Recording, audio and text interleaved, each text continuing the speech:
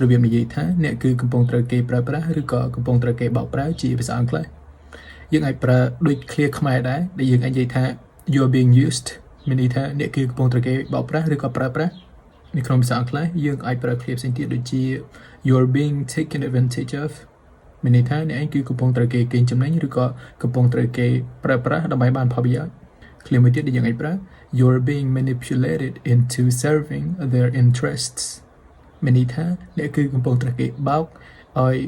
ធ្វើអ្វីមួយដែលធ្វើឲ្យគេបានផលមានន័យថាគេនឹងកំពុងប្រើប្រាស់យើងដើម្បីបានចំណេញឬក៏ដើម្បីធ្វើឲ្យអ្វីដែលគេចង់បាននឹងកើតឡើង clear ចុងក្រោយដែលយើងអាចប្រើ you're being treated as a means not a person មានន័យថាអ្នកឯងត្រូវបានគេប្រើប្រាស់ដូចជារបស់របរដូចជាវត្ថុមិនមែនជាមនុស្សនោះទេមានន័យថាគេប្រើប្រាស់យើងដោយគេអត់ខ្វល់ថាយើងទៅរងទុក្ខឬក៏បានចំណេញអីពីរឿងហ្នឹងឯងគេគិតថាគេនឹងប្រើប្រាស់យើងដើម្បីធ្វើឲ្យអ្វីដែលគេចង់បាននឹង